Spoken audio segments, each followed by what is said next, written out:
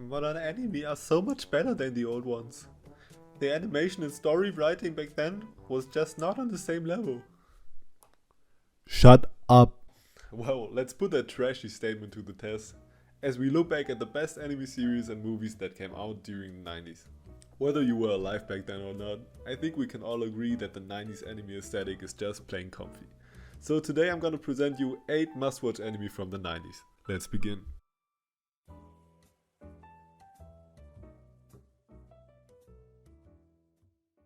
First of all, we got Akira. You know an anime film is good when Kanye West declares that it is the best anime movie ever made. It came out in 1988, but I still wanted to include it as it had such an influence on the 90s. And also because the movie is just so goddamn good. Akira is the movie that best showcases why some people gravitate towards anime, as opposed to classic cartoons or live action television shows. No amount of actors or CGI can ever replicate the gory, gloomy, punky world of Akira. It's mind-blowing to think how much time this movie took to animate. It seems like every little piece of the world was drawn with so much attention and detail. If you have a strong stomach and want to see one of the best animated movies to this date, I highly recommend you to watch this.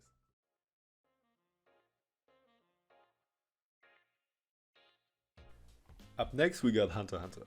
Besides the fact that the newer version of the show has 2 more arcs, I think it says much about a human which adaptation they prefer.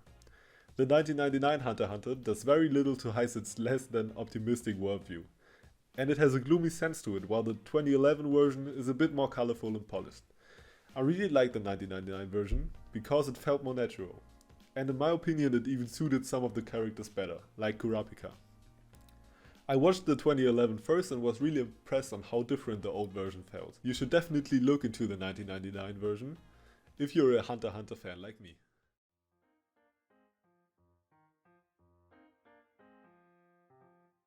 At spot number 6 we got Slam Dunk. This 1993 series was a true classic in terms of sports anime. And it did something that a lot of sports team shows these days fail to do. Appeal to a large audience that isn't into sports. This is due to Sakuragi, the protagonist, being such a well-written character. He wasn't born with the ability to dribble a ball, and he never pulls a Kurokono basket Sharingan special move during a game. He joins the sport in order to meet a female, and to dunk while looking badass. But then he finds that there is so much more to basketball than just understanding the rules, using proper technique and training your butt off. As a result, we get to see his transformation from zero to hero. It's perhaps one of the best sports themed animes out there, and certainly one of the best series from the 90s.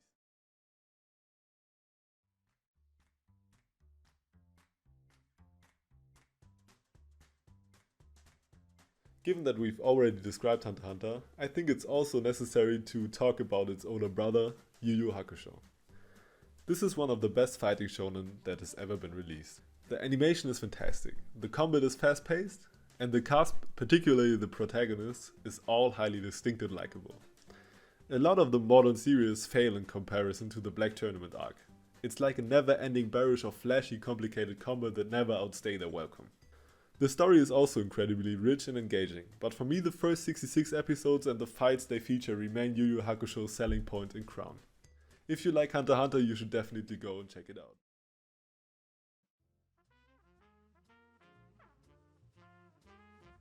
Now we got Berserk. I think it is no secret that the Berserk manga is one if not the best manga ever made. I loved reading it and was really fazed by the death of Kenjiro Miura some months ago, who was the genius behind that masterpiece. Whatever praise I give in this part only refers to the series that came out in 1997. Its CGI weird Clunkfist brothers still have ways to go. So we're on the original Berserk, one of the undisputed kings of the manga world that somehow managed to only get one solid adaptation.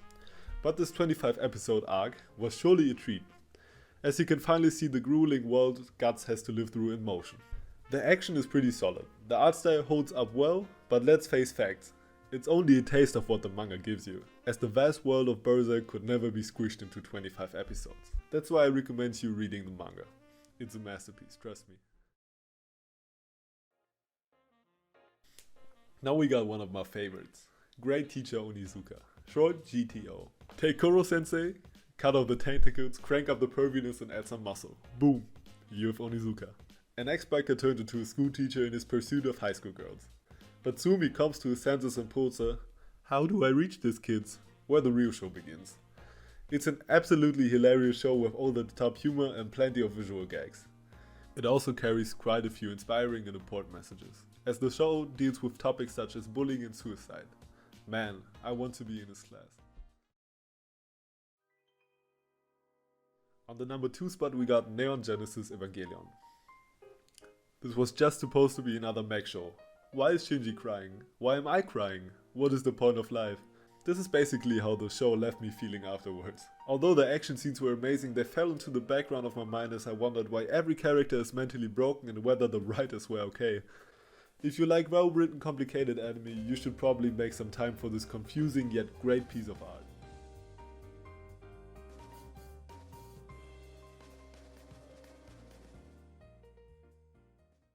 At number 1 spot we got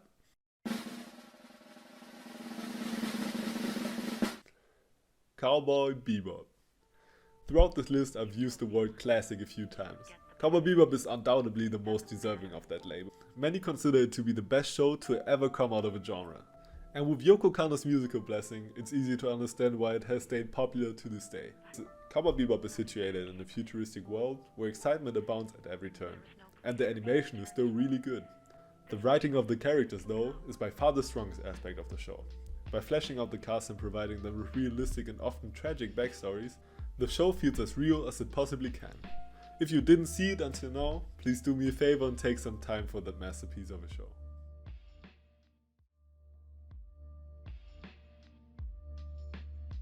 Hey, thank you for watching to this point. This was actually my first YouTube video, so please go and comment on what I can do better next time. Yeah, please leave a like and subscribe if you want more videos, and we will see each other next time. Bye!